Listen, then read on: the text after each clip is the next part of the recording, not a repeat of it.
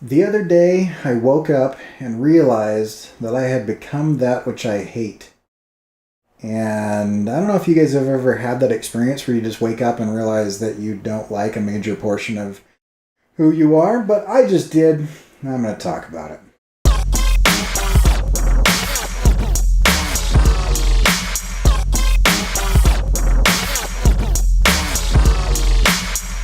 So the other day, I woke up.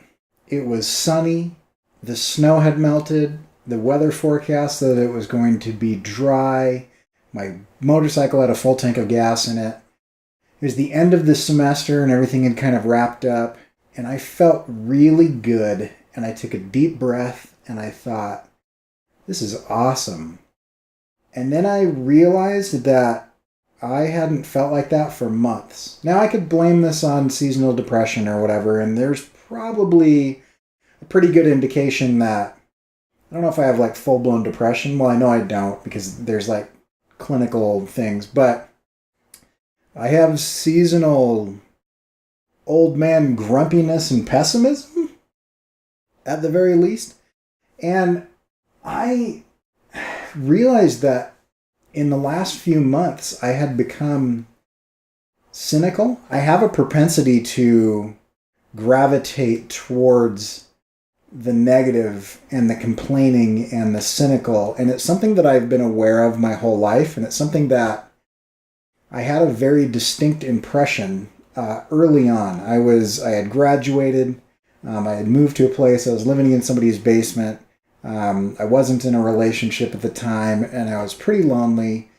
And I remember watching Much Ado About Nothing, which is a Shakespeare play about nothing, really, which is why the title is like that. But I remember watching. There are two characters, a man and a woman, whose defining traits are that they're very witty and intelligent, and they hate the opposite sex. They're very biting in their criticism of the opposite sex, and the two of them end up getting together or whatever. And that's kind of like a side story. But I remember watching this, and I had a very distinct impression that you are like him, and if you continue down this path, you will die alone. And it was like, some people might consider that revelation, which I do. Some people might consider it a random thought or whatever, but it was a defining moment in my life where I realized I'm bitingly cynical and depressingly pessimistic. And so at that point in time, I made a conscious decision to change my attitude about things and to take responsibility for the feelings that I have in my life. And life got a lot better. It wasn't bad. It wasn't bad at all then.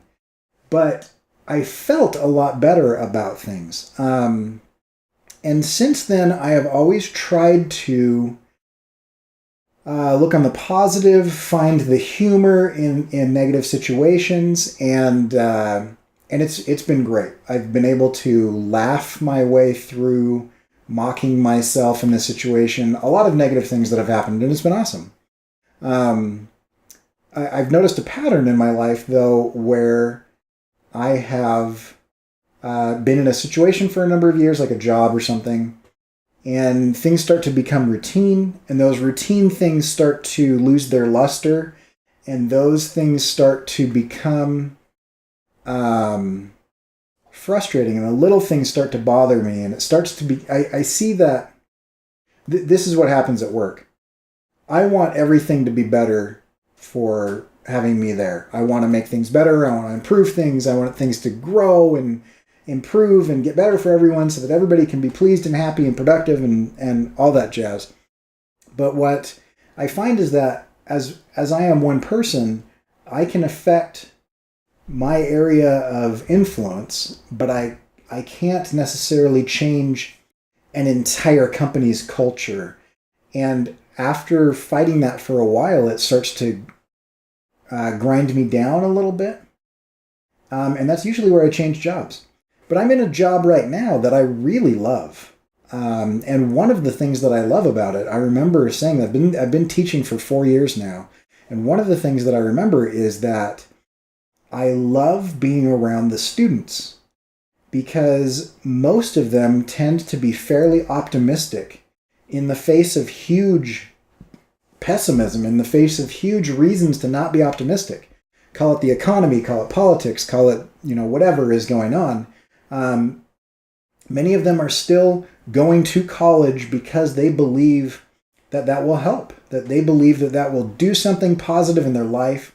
And I remember finding that very refreshing, being around these young people that are like, going to go take the world by the tail and do awesome things. I remember that being specifically the thing. And as I woke up a day or two ago and realized that I hadn't felt happy in a few months, not that I was overly sad, but I remember a bunch of things started coming to my mind. I went out to dinner with some friends who work at the same place that I do. We have the same situations and the same everything. And my wife pointed out, you and so-and-so tend to look at that situation a lot differently. I agree with both of the points that you're making, but you were fairly negative about it. And I thought about it and I thought, I used to, prior to that incident with Much Ado About Nothing, I used to mock overly pessimistic people, probably as a defense against my own negativity. But I used to mock them as being unrealistic or being whatever. And I used to say, I'm not pessimistic, I'm just a realist. And I've actually, to this day, never met a self-proclaimed pessimist. I've met a lot of realists or a lot of pessimists who claim realism, but I've never met somebody who's like, oh, I'm just a pessimist, right? I met a lot of people who are like, I'm an optimist. And an optimist tends to be somebody who chooses optimism. They choose to feel good about a situation no matter what. Whereas a pessimist tends to, in my experience, rationalize away their pessimism by trying to portray the fact that they're just trying to paint a real picture for you. Just trying to paint reality, right? It's just the way it is, right? And that is a very fixed mindset. And the weather gets me down. I don't like the snow. I don't like the cold. And I walk to work. And when I've got freezing snow inside of my shoe that slowly melts over the course of half an hour, throughout the day, it's just cold and I've got to layer up. And I grew up in an environment where like winter didn't exist. I didn't buy a coat or own a jacket until I was in my 20s when I moved away from California. And so all of this is kind of, the seasonal changes are kind of new to me. But anyway, I have a friend who is a year or two older than me and had the worst year you could imagine. Had a blood clot in his leg that was misdiagnosed for 6 months, and because of that, it was almost amputated. He had to spend the weekend deciding with his wife whether he was going to cut it above or below the knee, and there's pluses and minuses for both of those things.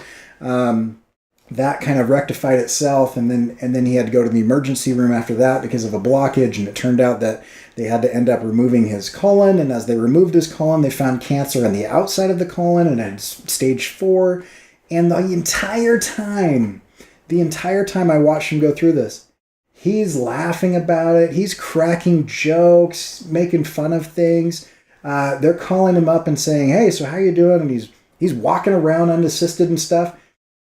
To me, it seems that, faith and his attitude were the deciding factors of getting through that well. I just read a whole thing.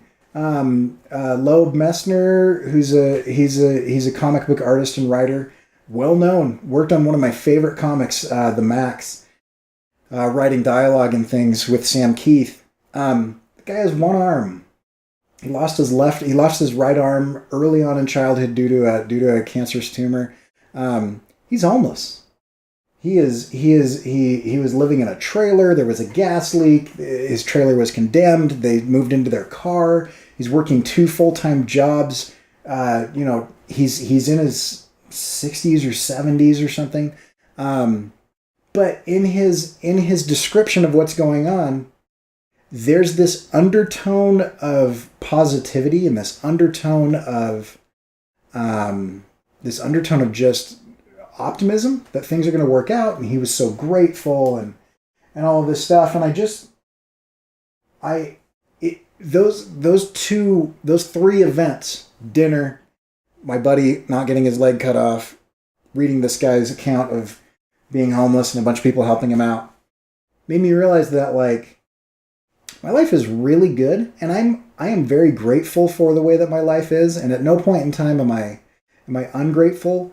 But often, especially when it snows, I tend to focus more on the negative things in my life and take things in a negative light than I do a positive one. And so this is a very long-winded 11-minute way of saying I'm changing that. I choose here publicly and make this video as a statement, because that's how I do things, that I'm going to be positive. I'm going to be positive. There will still be negative things in my life. There will still be things that frustrate me. I will still allow myself the emotions of frustration and anger and resentment and those things, but I will allow them to run their due course quickly and not feed them or grow them, because I am responsible for the way that I think and feel and perceive things. And everything that is going on can be taken 2 ways. Everything always can be taken 2 ways. You can take it positively. You can take it negatively.